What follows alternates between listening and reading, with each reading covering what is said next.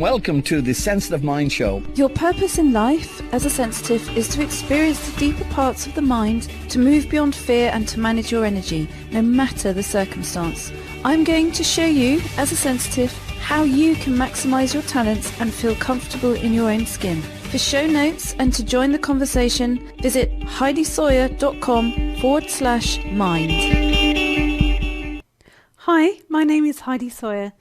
I believe in fairness, but because the way the world is structured, good and kind people often have to fight harder for that fairness. I give good and kind people the tools and the perspective to help them achieve fairness in their lives. Stop wishing things were different and start creating that difference. If you are like me and you believe in fairness, you're not wrong in wanting that. You're not wrong in desiring that. You are not broken. You are an intuitive, sensitive person. So, if you haven't already, read this book because it might well change your life. Visit heidisawyer.com/hip because everyone wants to be hip. They want to be a highly intuitive person. Hello there, I have two family and one partner relationship dilemmas for you today. So the first one is Lee, who wants a relationship with her grandchildren, but has difficulty with her daughter and is also wondering about her granddaughter. We also have Crystal, who's a life code 3, and she wants her money back from her ex-business partner. And we have Marie, who's a life code 110, who wants to heal her relationship with her mother. Okay, so let's go to the first dilemma of today. So our first dilemma is Lee, who is a life code 9. So we've got a tape across her mouth, and we'll work that one out in a moment. So we'll put her there. So Lee wants a relationship with her grandchildren, but cannot reach them because of her difficult daughter. So we have also her daughter, who is again a life code 9.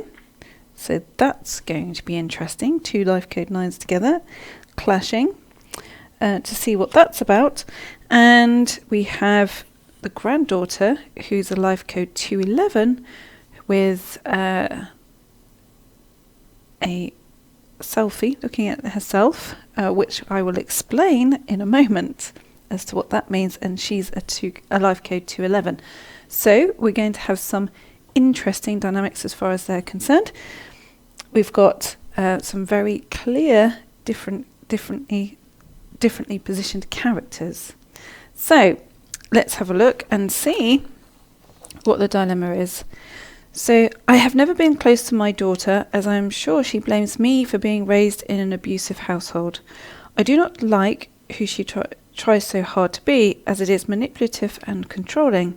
I've tried various times to speak to her, but have given up, as she does not hear a word I say. I find myself avoiding her at family gatherings and do not want to be around her.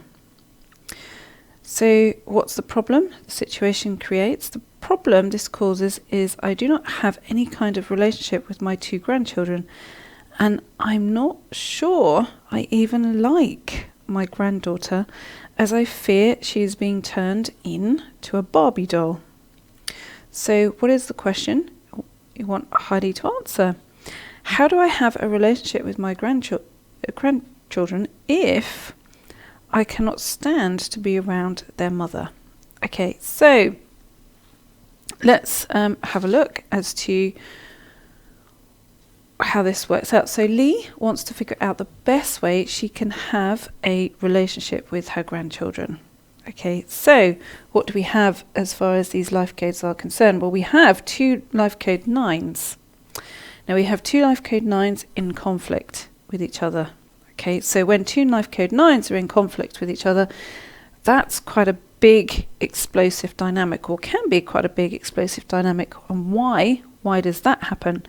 Well, because both energies, so two people as a life code 9, what do the two together experience? Will both reflect the unconscious. Okay, and especially in such a close relationship. So if you've got immediate relatives or immediate siblings, or immediate relatives really, or immediate siblings, this is going to be, so a life code 9 to life code 9 is going to be quite an intense dynamic quite often, very much if there are unresolved issues to solve, or unresolved issues in denial. And in this particular situation, this scenario, that's likely what we're going to be having a look at as far as that's concerned. So why does that happen as a life code 9 to life code 9? Well, because they reflect the unconscious. So both pair, so the pair of individuals reflect the unconscious of the other. Okay, so particularly in close family relationships, I would say more than necessarily a love relationship, so a romantic relationship. So close family relationships are going to be part of the same unconscious dynamics. So they're going to be very closely linked as far as that's concerned. So if one wants to highlight something in another, or highlight something in another in order to resolve something, one is going to push back really hard, very, very hard, because it's almost as though they fear some component of their own sense of unsteadiness within themselves, or own sense of failure coming to the surface. And that's particularly vulnerable in a life code 9 because we're looking at the unconscious. So when we think about the unconscious, it does trigger our own sense of our own vulnerability, because the unconscious part of who we are is not something we can directly control. So if it was in our physical life, let's say here is the 110 in the physical world, that would be much easier. But the unconscious is something that you can't control, because it's not black and white. It's not, well, this is that and this is that, and it's a solid thing that you can control or move or manipulate. The unconscious is something that doesn't stay still. It's movable, it's changeable, and it's very much something we don't fully necessarily understand in our own lives. So when you put two life code 9s together who reflect that energy, it can be quite an explosive dynamic. Certainly with one thinking, well, let's bring this forward, and another one saying, no, you're really not going to bring this forward. I prefer for this to be in denial. So with a life code 211 matched with life code 9, life code 211 with a 9 either get on extremely well or not well at all. Okay, usually it's extremely well. And they normally get on extremely well because the life code 9 likes the direction of a life code 211. Why? Well, because the life code 211 is the guru energy, so it tends to have a wider picture of what's going on, a wider view of being able to see the whole rather than a small portion of that. Why? Because the life code 211 is in that guru position of the male frequency and vibration, means that they access information faster than other life codes. Doesn't mean to say that they're more intelligent or anything like that. Doesn't mean that at all. It means that it's a fast access to energy. So if you imagine, as an example, when a new thing in life, a new unconscious thing is becoming conscious, if you imagine it filters through the 110 energy of the whole self. Okay, so let's imagine it filters through there first, and then it passes into the 2, and then it passes across into the 3, before it then comes down into being something that manifests in the physical world. Everything has to have passed through the 3 in order to manifest in the physical world. Why? Because the 3 energy is the female frequency and vibration. It nurtures, it brings things into life. We know that in every living thing, because every living thing is brought into this world through the female, so through the female energy. So when we look at it in terms of the tree of life, That 3, that female, is highly significant. It's very symbolic, but it's also very significant. It's held inside something before it reaches a position of maturity for it to come through into the physical world. And that's true of the human experience. We pass through, everybody in this world has passed through the female into the physical world. So the same with everything we want from life, everything we need or want in our life experience passes through here. So, but the starting point is, say, from the 110 in the whole, through the male frequency of the 2 vibration across into the female. So this is quite a strong, forceful dynamic. So the life code 211 can be quite a strong, forceful dynamic, which has access to the core of what's going on. So normally life code 211s are quite intuitive, normally the most psychic of all the life code numbers. So when we have an unaware 211, what do we have? Well, we have a huge ability to manipulate, a major ability to manipulate. And a major ability in terms of the 211 and the 9, a major ability to manipulate the 9 frequency, 9 vibration. Why? Because the 9 is experiencing the unconscious. So it's experiencing all of this as it's filtered down before it comes into the physical world.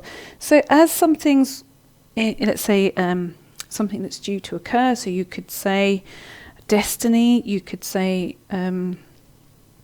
your path through life before it's due to occur in the physical world. It's been in an energy formation first, so some kind of idea or something in the back of your mind, all of that, before it actually becomes a reality or you start creating it as a reality in your actual world. So as it's passed through all these life code numbers in order to come down into the physical world, it's gathered density, it's gathered a pace, it's gathered a physical formation in terms of it becomes a clearer, stronger idea before it comes into here. So in terms of emotions, that also happens as well. So life code 211s, an unaware one, can manipulate some of that unconscious part, especially of what's going on in a 9, and especially 2 9s in conflict. So I suspect when we have a look into this, which we're about to in a moment, I suspect what we'll have is that this granddaughter has a strong ability to manipulate scenarios and situations, obviously fed by Lee's daughter to a certain degree, but made more expansive as far as that's concerned. But we'll have a look and see what we're looking at as far as that is concerned. Hence the reason why Lee feels she needs to keep her mouth shut, that it's difficult for her to communicate or even iron out some of these issues of the past. And she is actually very much saying that I've in the first sentence of what she's saying here, I've never been close to my daughter, as I'm sure she blames me for being raised in an abusive household. So at least, Lee is aware of the fact that the daughter may have some blame things going on, but she's trying to bring this forward as some kind of resolution or discussion, which, to be fair, most people never actually do. It's all da-da-da-da-da, lift that carpet, sweep it under, pretend it was not there. Pretend it's not there, pretend it never happened. Let's skirt on past. But Lee is in that frame of mind to say, actually, there are these things under this carpet, that we all make mistakes in life. We all do things that we're not so proud of. We all do things that we regret. But let's have a little look at what we've got under this carpet here and see what it is that we can sort out in terms of resentments or unpleasantries, or what it is we need to do. And in actual fact, it's the daughter that's saying, slap that carpet down and go away, because will pretend that everything is fine and dandy because I can't cope with my feeling of failure. So we'll have a look as far as that's concerned. I suspect that that's what we're looking at. Okay, so I'm going to start with the daughter first. Okay, so we're going to see where the daughter is coming from, because I think we can be clear as far as that's concerned that Lee actually has some good intentions. She would like to be able to talk to her daughter to resolve this situation, that she did grow up in an abusive household, and would like to neutralise that fact in terms of a discussion with her daughter. So let's see where the daughter is coming from as to why that's not something that she'll allow to happen. Okay, so I'm thinking of the daughter right now, and we're going to choose one of the archetypes. Okay, so we have the hedonist here. Very interesting. Very, very interesting. So what do we have here as far as that energy is concerned? The daughter wants to be very self-indulgent, has no interest whatsoever in looking at things in a deeper way. Now it's a very self-absorbed way of looking at things, but normally it hides a deep insecurity.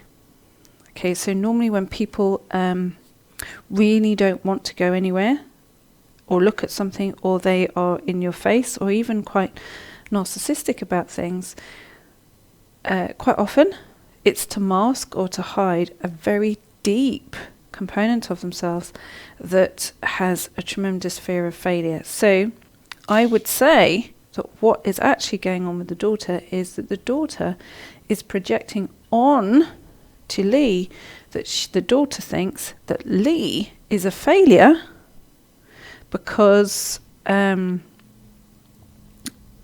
the abusive situation, as in that, not that Lee didn't deal with it, it's much more to do with that Lee should have embraced it, put up with it, that kind of feel to it. It's got that more of that feel to it than it has actually of being able to say, well, this was a situation that felt difficult to solve and control. So in actual fact, even though Lee feels that it's to do with a daughter blaming her for the fact that she grew up in an abusive household, I don't think the daughter actually blames her, because I don't think the daughter has actually acknowledged that she grew up in an abusive household. I would say that the daughter has taken on the father's frequency and vibration, which is that everything is about indulging yourself and taking what you want in order to hide a feeling of failure. Okay, so let's have a look at Lee. Okay, so how can Lee feel more at peace in this? This is definitely, I think I would say that Lee has taken this on as somehow or another actually is her failure. So she's taken this on as, oh, well, I failed this situation, when actually she hasn't failed this situation at all. She is just being a lot more true to herself, which is that she doesn't want people in denial of themselves or their situations in life, in her life. She finds that hard, and she finds it hard to be around. And that's not unreasonable. It's not unreasonable. It's finding it very difficult to be around. So let's have a look and see how Lee can be more at peace with this energy that's going on. Okay, in terms of a daughter and this hedonist, I want. Okay.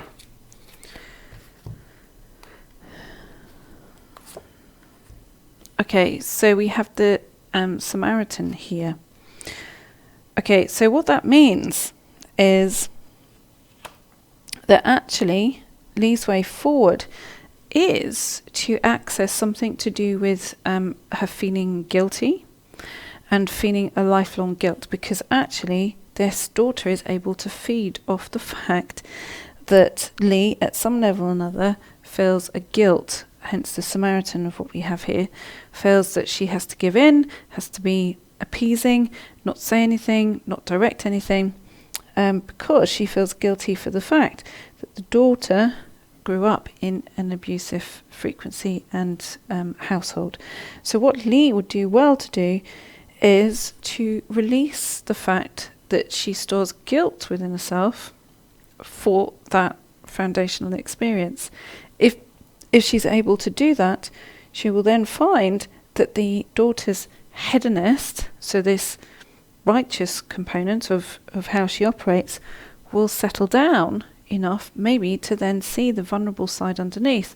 And when that comes forward, Lee will be able to communicate with that, because she won't be then kicking into her guilt, because when she kicks into guilt, this sets the daughter off in the strong righteous manner, because the daughter doesn't want to ever experience her own vulnerability because she's scared of it. Okay, so let's see what's going on with the granddaughter. Okay, is she really following the mother's footsteps and becoming this precocious Barbie? Let's have a look.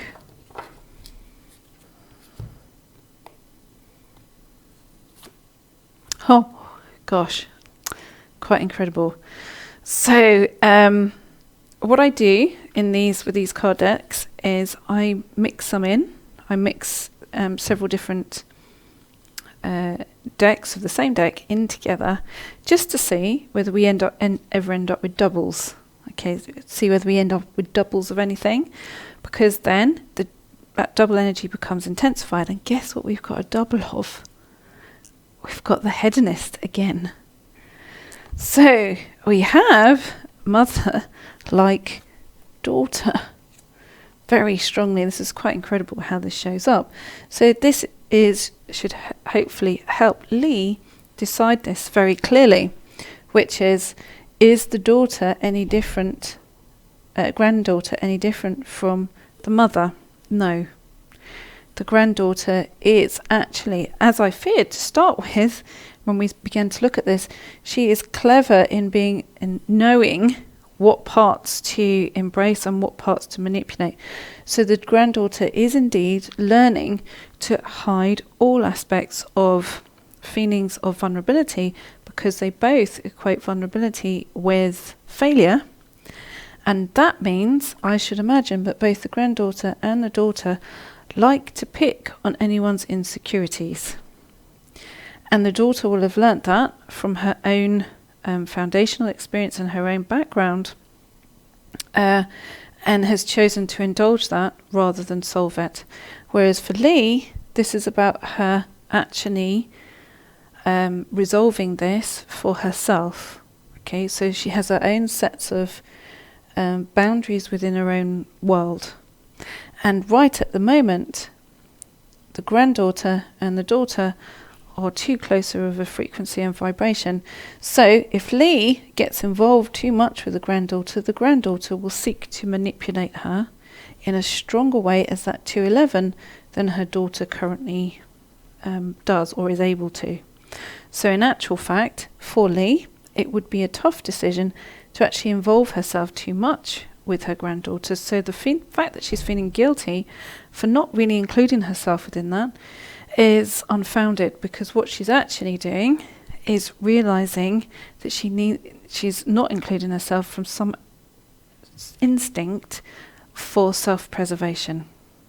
Okay, so that she should honor the fact that she is looking towards this sort of energy of self-preservation, and rather than feel guilty for this lack of relationship with her daughter and her granddaughter, because the daughter and the granddaughter align with the source of the abusive character in the household in which they grew up in, not in Lee's dedication to an element of recovery as far as that's concerned. So let's have a look, just one more, as to what's the soul growth within this. What can Lee learn from this towards her own soul growth? Because sometimes in life, our family isn't necessarily the people that we are related to. Sometimes in life, it's about creating an element of who who we want to be in order to attract the types of people we want to have in our life. So let's have a look as far as that's concerned for Lee, because at the moment Lee is the one who feels that she's really missing out, because she's missing out on the sense of family, even though she's trying to better her own self, which is fantastic, in order to better that environment. Yet at the same time, it's not going through to the people who are directly related to her. So it's about that creation of that soul family, or having maybe some access to that. So what can Lee focus on in order to create that in her own life? And maybe that's something that you need to create in your own life at the moment. Perhaps the people who are supposed to be closest to you in your life are a disappointment, as in they are not capable of giving something that you need in order to be able to honour yourself and respect yourself. And you're in a conflict, in a conflict in yourself of thinking, well, how do I honour myself? How do I behave better in life when I have, the people who are meant to be the closest to me who don't behave particularly well? And I feel in conflict with this, because if I continue to grow and develop my own life, it means that I feel separated from those people who I am related to, even though they don't necessarily feel like family. Maybe that's your own conflict or own dynamic that's perhaps occurring at some level in your life, because of course our society tells us that we have to put up with certain people that maybe don't honour our own life moving forward. So let's have a look to see what that is that Lee can do. Okay, so I'm thinking of that at the moment and seeing what we have coming out. Okay, so we have the destroyer here. So it doesn't mean it's about destroying the soul at all. What it means is it's about accessing everything from a soul level, honouring your own soul growth, where everything that has really felt like it's destroyed the core of who you are, and grieving that process rather than feeling guilty for it. So Lee is holding guilt in there for that breakdown of the fact that she can't connect with a daughter or a granddaughter because vibrationally she doesn't match. She's not the same sort of person.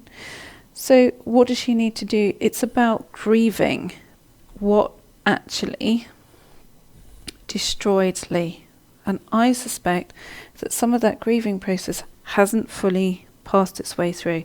Now, in life, we tend to avoid those emotions and those feelings because we think in avoiding them somehow they'll go away. But in actual fact, what it is often, if we just allow ourselves to pass through that, and it's the support of the soul self, what it does is it doesn't actually take us into this deep, dark black hole that we can never get out of.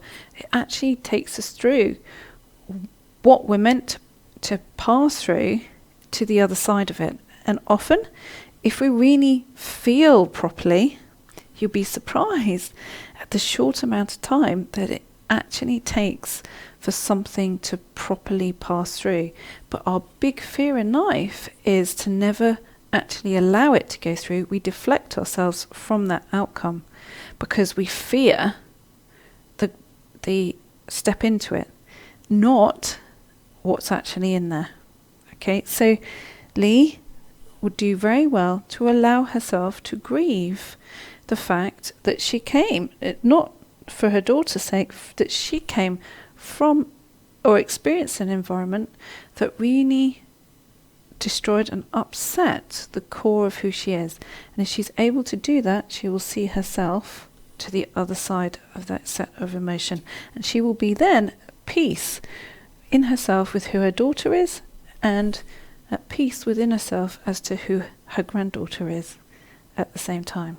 Okay, so before we go on to the next dilemma, we have an important message from our sponsor, i.e. me, whilst I clear this board and we go into the next dilemma. See you in a moment.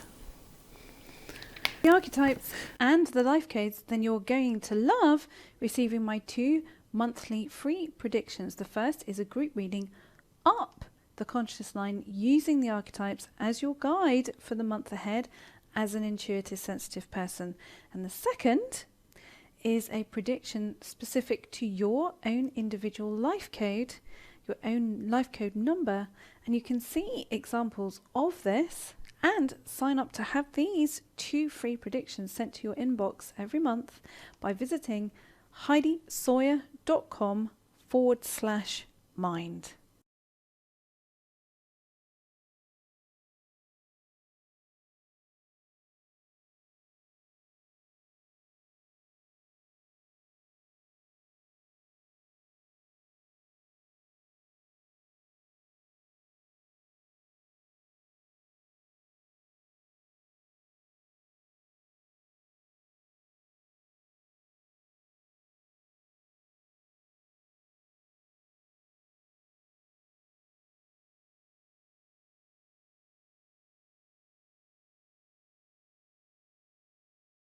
Sorry, the mic was off.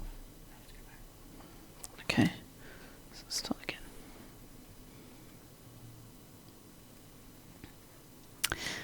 Okay, so dilemma number 2 of today is Crystal, who's a life code 3, and we're going to put Crystal in there as that life code 3.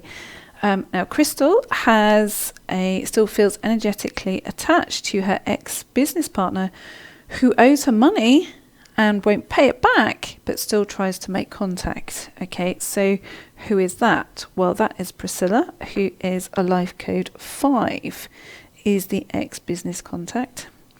And then the third person that we have involved within that is a friend, okay, who's being used as the go-between. So this is Dawn, who is a life code 211.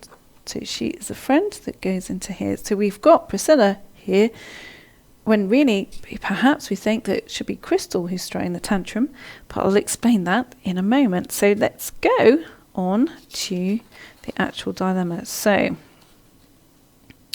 I walked out of a narcissistic relationship and mentorship with Priscilla 2 years ago with the help of yourself and the circle. Okay, great. I don't think about her, but suspect she has been projecting her energies onto me, or perhaps I still have residual negative attractors that still allows her to latch on. It doesn't help that she still owes me $13,000, which she promised to return 2 years ago, but didn't, apparently because she was sick and hospitalized. So what's the problem the situation creates?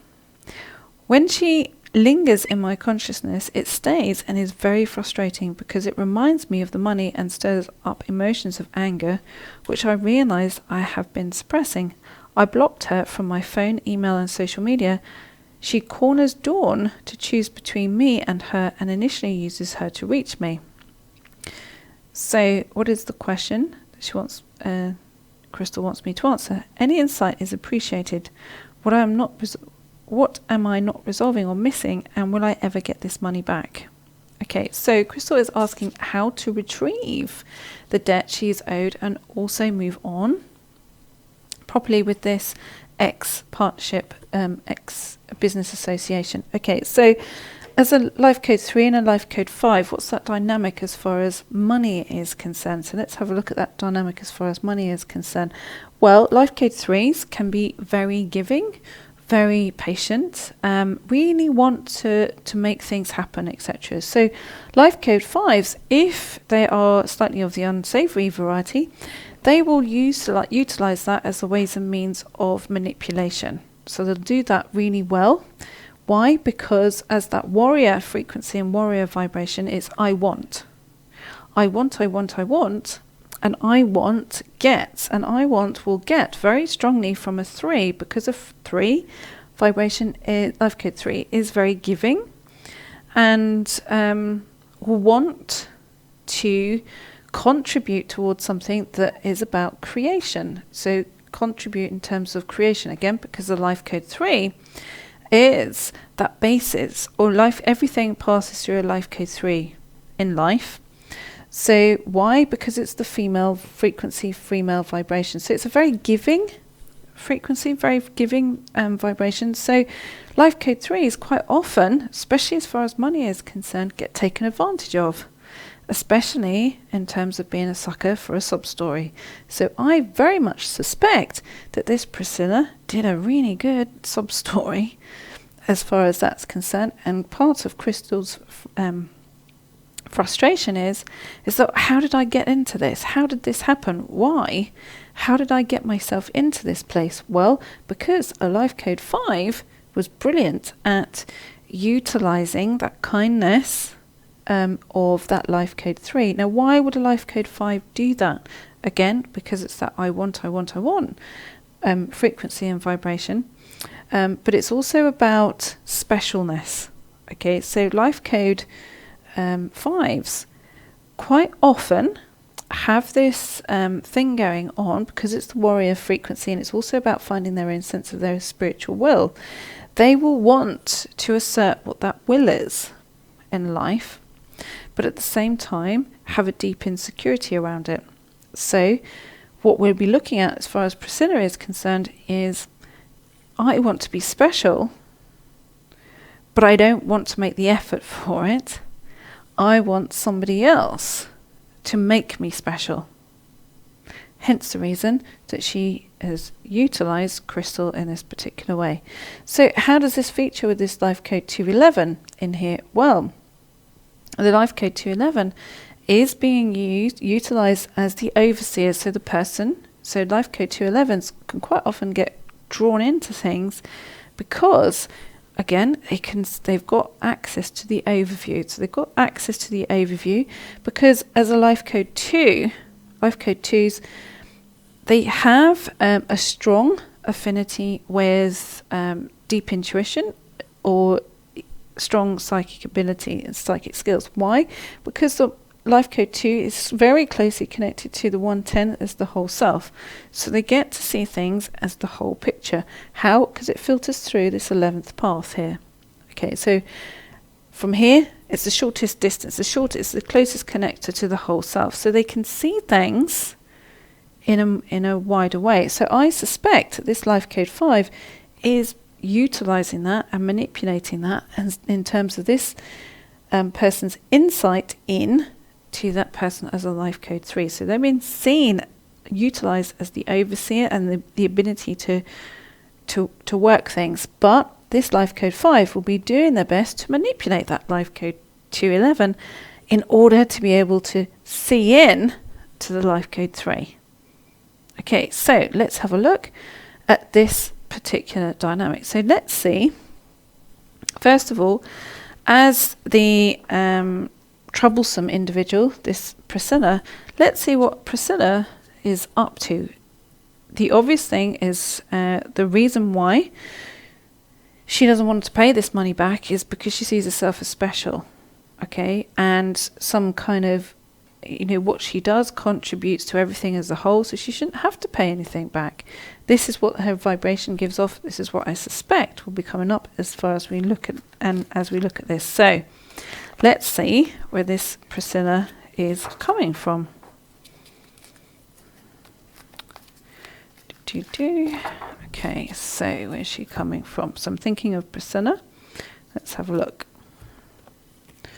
Okay, so we have the lover here. So I would say she doesn't feel that she should pay anything back, really, because Crystal should have done it for the love of the situation, the love of it. Seeing as it's a gift.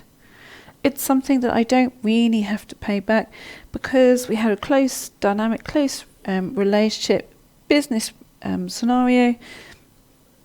So I don't have to do anything about it. It's this very romantic view. So I suspect that Priscilla wasn't actually able ever to pay this money back, even though she's promised to. Okay, so I suspect that's what's happening as far as that's concerned. So what does Crystal need to change within herself that then adjusts Priscilla's viewpoint in order for Priscilla to actually realise that, yeah, you sure do have to pay this money back. And you sure do have to make some effort as far as that's concerned. So let's have a look as far as what Crystal can do in order for Priscilla to actually get it. So she does need to pay this money back.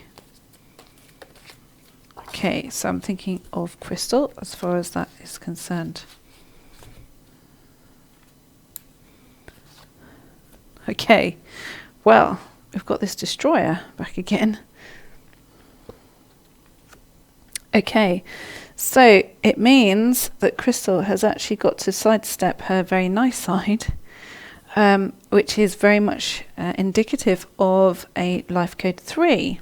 Because life code 3s are very patient, they're very decent, they're very reasonable, tend to do their best to try and be as reasonable as possible in most situations. And certainly when, as a self-aware life code 3, that's what they tend to do. So what's she been asked to find within herself? Well, she's actually been asked to find a dark side, to own her actual own dark side, her own angry side, okay, in order to actually push this Priscilla, who thinks it's all given out of love and doesn't have to actually commit to it, giving anything back, in order for this Priscilla to realise, actually, no, Crystal is serious about this and wants her money back. And so Crystal actually needs to find her angry side to say, no, this is a boundary that's crossed too far, and I want to see at least some effort, as far as Priscilla is concerned, to return this money. Otherwise she's never going to get it back. So let's have a look and see how Dawn features in this dynamic. Okay, so I'm thinking of Dawn.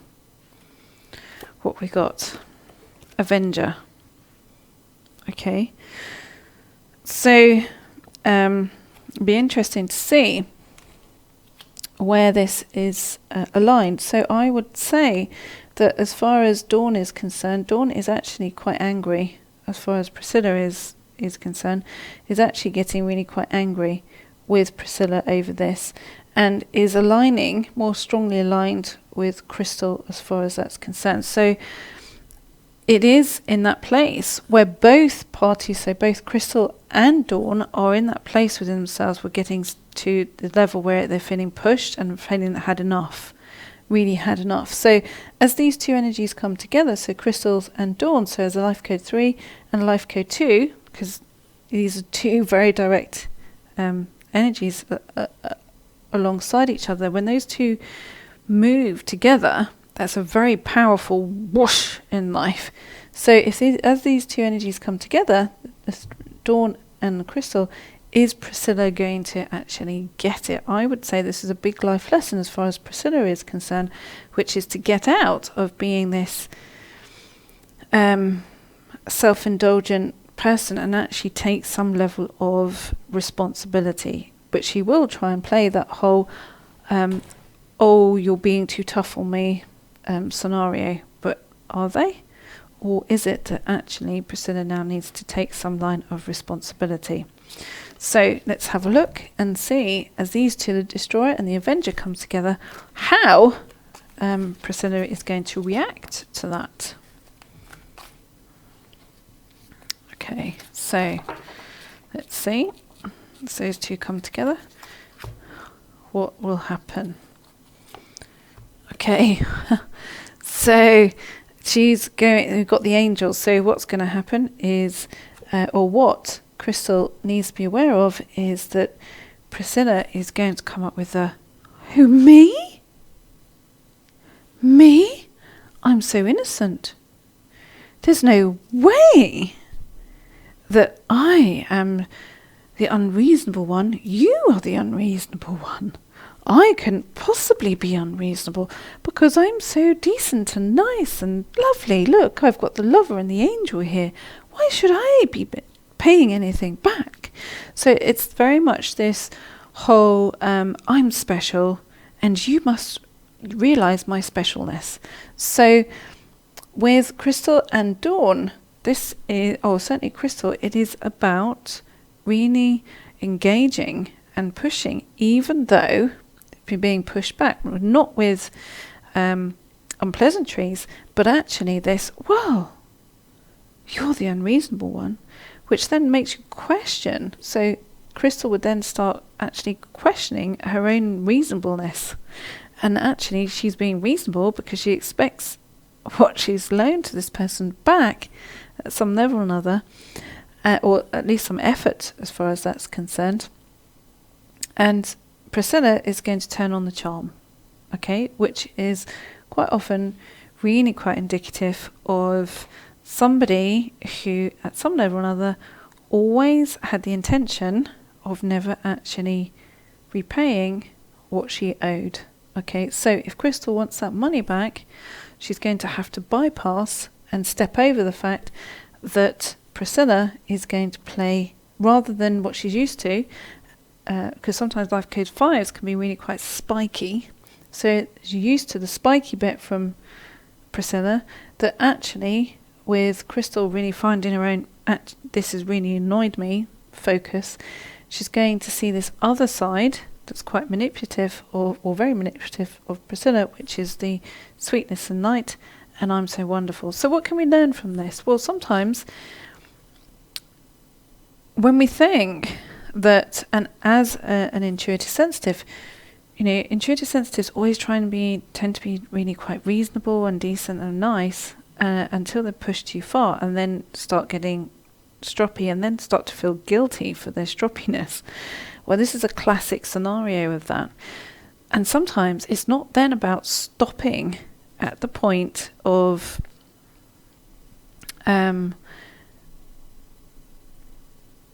falling for, when someone puts on that charm and says, oh, well, I'm trying to be reasonable and you're being unreasonable. It's to actually pause and consider, are they actually being reasonable, or has that been a step too far? Okay, and I would say for Crystal, that's what she's going to need to do, is realise that perhaps Priscilla's behaviour is actually a step too far, and pursue it on that basis, rather than fall for the charm that she's going to give over as she's pushed to return this money. Okay, so before we go on to the next dilemma, we have another important message from our sponsor, still me, whilst I clear this board, so I'll be back in a moment.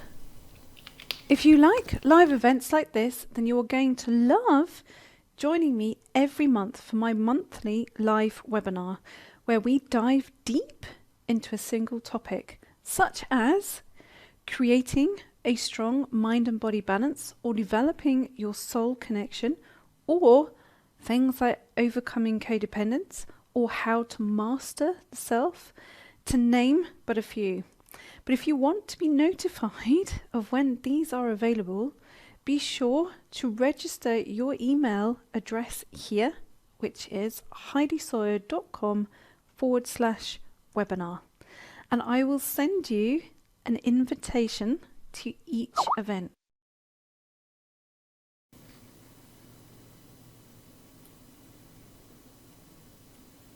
Okay, so let's get into the third dilemma for today. So we have Marie, who is a life code 110, and I'm going to put her there as that life code 110. So Marie is becoming more aware that her relationship with her mother needs healing, especially around years of neglect and not feeling good enough. Okay, so that's why Marie is presented as someone feeling that as something that's going on. Okay, so who are the characters that we have in this dilemma?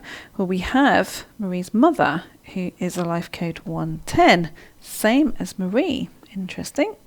So we'll put her though down into the 110 in the physical world, rather than the 110 as the aware person. And then the other person that we have is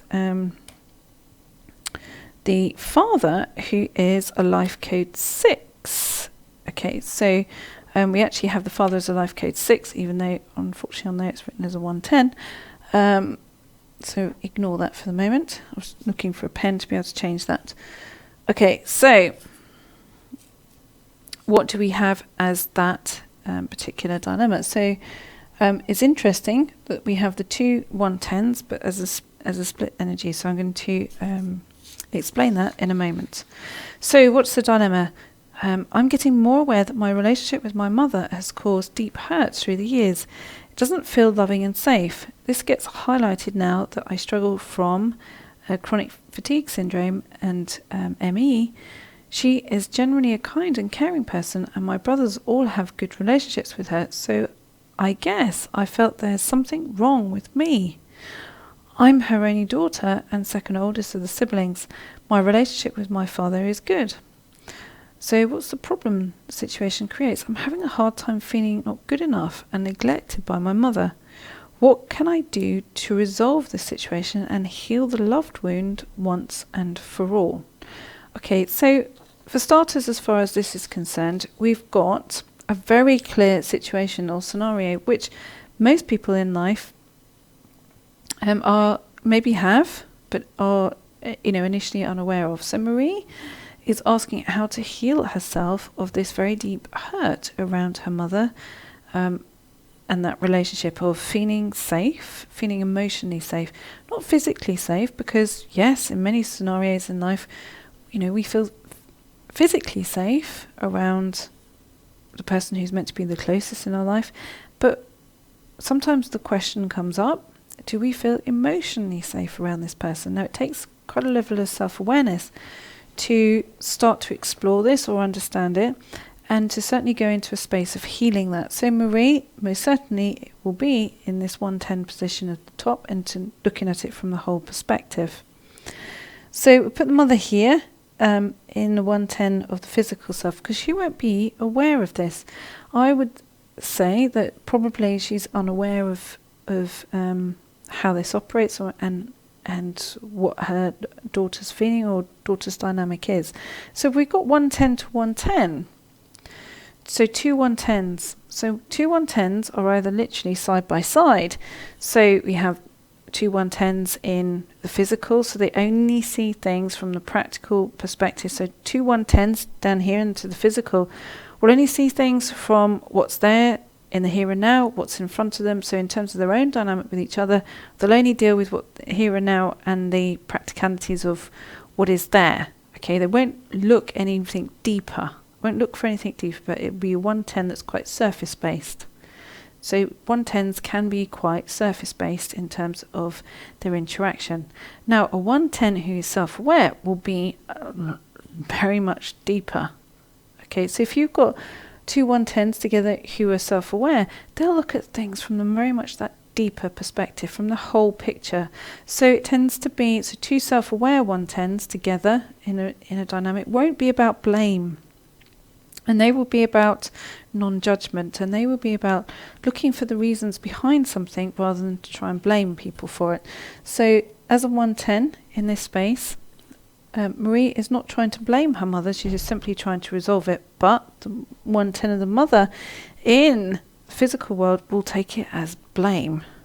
Okay, so when you have an aware 110 and an unaware 110, when the aware 110 tries to talk to the unaware 110, the unaware 110 will take it as blame.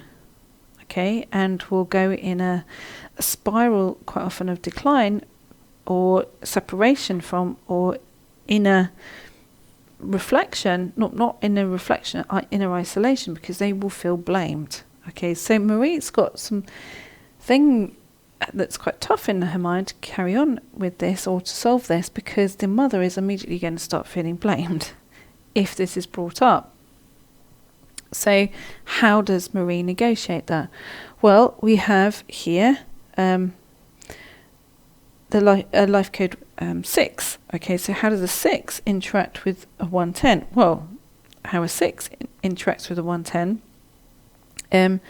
is quite interesting or quite important. So either a 6 gives a perspective on something, so they interpret. So if a 110 is having a hard time to try and understand something, and they're having a bit of a jingle jangle temper tantrum over it, the 6 will try and be the voice of reason. Okay, so when you've got two 110s with the 6 in the middle, wow, what happens?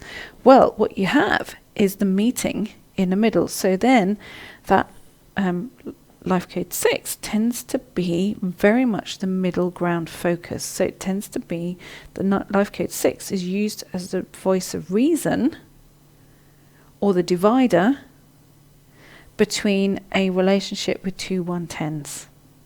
Okay, and especially an aware one and an unaware one. So how does that look in this kind of dynamic where we've got parents and the child? This will be really quite interesting as far as that is concerned. So, seeing as the father is probably the talking point, or how this is approached, or if this is approached, I would say if it's actually approached, or whether it becomes just a private thing that Marie solves for herself, it's probably best to have a look at the father first to see what his kind of reaction would be, because he would be the one that would interpret, most likely for the mother, not to go off into this whole space of feeling that she's somehow or another blamed. Okay, when all that's trying to happen is Marie is trying to solve this, not throw blame around. Okay, so let's have a look if the father is open to that. So let's have a look. So I'm thinking of the father right now and thinking whether he's open to this, at least at some discussion level, or whether it's a private thing for Marie to solve within herself. Okay.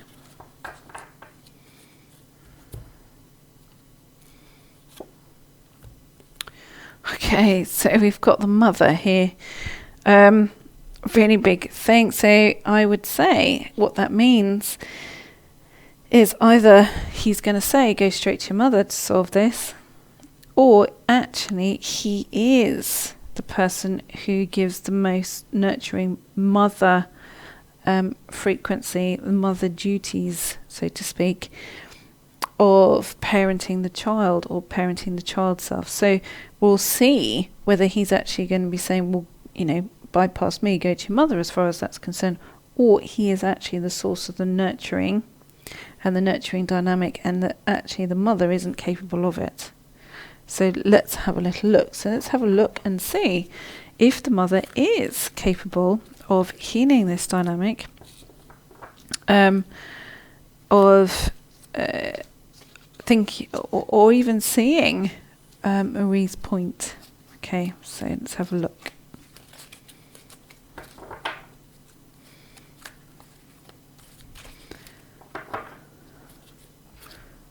Okay. So we have the pioneer. Interesting. Okay, so interesting enough, what tends to happen, certainly when someone has, as Marie does have, she has chronic fatigue, stroke ME, quite often, and not in all scenarios, but quite often from my experience and what I've seen over the years, is that chronic fatigue manifests. Okay, yes, there are some physical reasons for chronic fatigue. Sometimes it's a viral thing, post-viral, all of that kind of thing. But in what I've seen, in my experience, and I can only speak from my experience, is it manifests in people, or it finds it easier to manifest in people who have a wound where part of themselves has felt excluded or neglected, emotionally excluded or emotionally neglected, that hasn't had enough of what it needs. So partly the body starts to, in terms of the fatigue, starts to sort of shut down in sadness. It contains a sadness, and it tries to sort of implode around that sadness, which partly means that this chronic fatigue has a place to thrive from. In my experience of intuitive sensitive people over 20 years. So as I say, I can only speak from that in terms of my observation. Obviously, I'm not looking at it in terms of a medical scenario. So from that perspective, in terms of my observation, I would say that the mother sees herself as a strong, dynamic person. Okay, we have this pioneer that she's started a whole new line in how she sees things. She sees herself as quite directive and all of that kind of thing. So I would say it'd probably be quite tough for Marie to open this question and solve this as far as a mother is concerned. So let's have a little look. Is a mother open to some form of discussion? So let's have a look from Marie's perspective. Will her mother hear if she approaches this? Okay.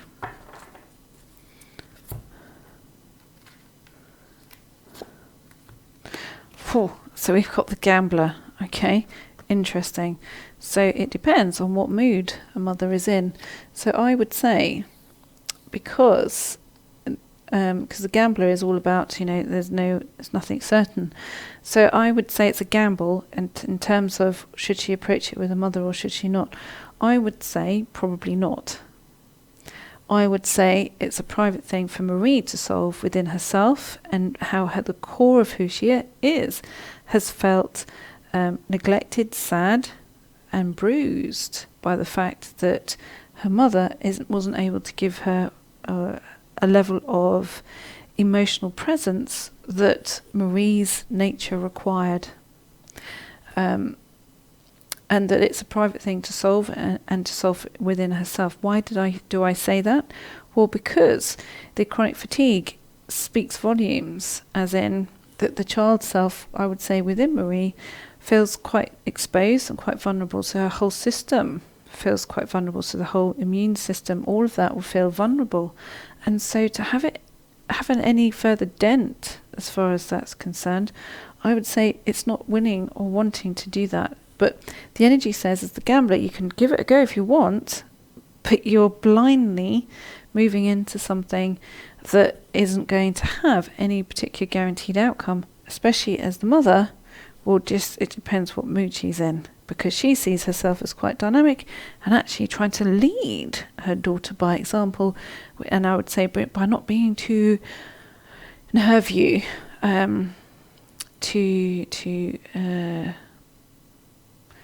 mollycoddling or all of that kind of thing. That would be how she would explain that. That you've got to be this and you've got to be that. But that's not Marie's core self is trying to say. Marie's core self is trying to say that it's hurt and it needs to heal. And she's not going to get that sense of nurturing by going directly to the mother. So it is a private thing. I would recommend that she solves within herself, and maybe actually goes to her father to recognise some of the emotions that she was passing through or needs to figure and resolve, if she needs that, because the nurturing experience will come from him rather than from the mother. Okay, so let's have a quick look to see, is there a connector between that? Is there a meeting ground? And we'll look at it in terms of, is there the Darth, in terms of, is there a challenge? Is there a meeting ground? Is there some kind of meeting ground? And I would say it's that, what's that meeting ground? It's that freedom from an emotional feeling of isolation. So let's have a look as far as that's concerned. Because quite often when we don't feel that our emotions are heard or connected with, what happens? We feel an emotional isolation. Okay, so what is that?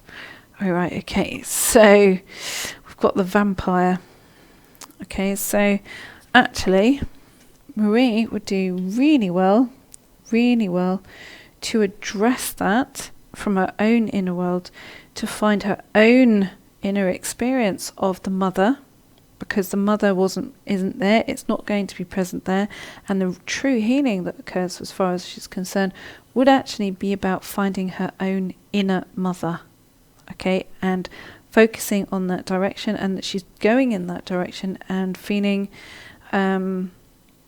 comfortable with allowing herself to go through that experience. Why do I say that? Because we've got this vampire here, because otherwise this situation will suck the life from her if she tries to approach it with her actual parents, because their awareness isn't high enough to actually deal with it. They'd be seeing it as a blame thing rather than an opportunity for growth. Okay, so sometimes what can we learn from that is that sometimes our greatest opportunity for growth is through that inner exploration, that inner peace, that inner direction as far as that's concerned. It's not necessarily about going to the cause of our own inner conflict, the person or life situation that's triggered that, to resolve that, or to see it as somehow or another that peace only comes from the resolution with that situation or with that person. That actually sometimes our deepest sense of resolution comes with the peace within ourselves and providing in our own inner world what we didn't experience in our outer world. Okay, so that's the end of this episode of Sensitive Mind Show. If you've enjoyed it and you found it helpful, do feel free to share it with your friends, and be sure to join me next week, where I look forward to again giving you an alternative perspective on your relationship dilemmas. Bye for now, and let me leave you with this. For more great free content designed to support your purchase of my book, Highly Intuitive People, 7 Right Brain Traits to Change the Lives of Intuitive Sensitive People, please visit finallyfeelunderstood.com. There you can subscribe and download for free the meditations specific to today's episode. If you have already read the book, then it's time for you to receive exclusive access and support from me and your fellow intuitive sensitives as we go deeper together along this proven 7-step path by joining us in my monthly membership program called Heidi Circle. There you can ask me anything in a safe and private environment, and I will answer you live. Join us today by visiting healmyinnerworld.com.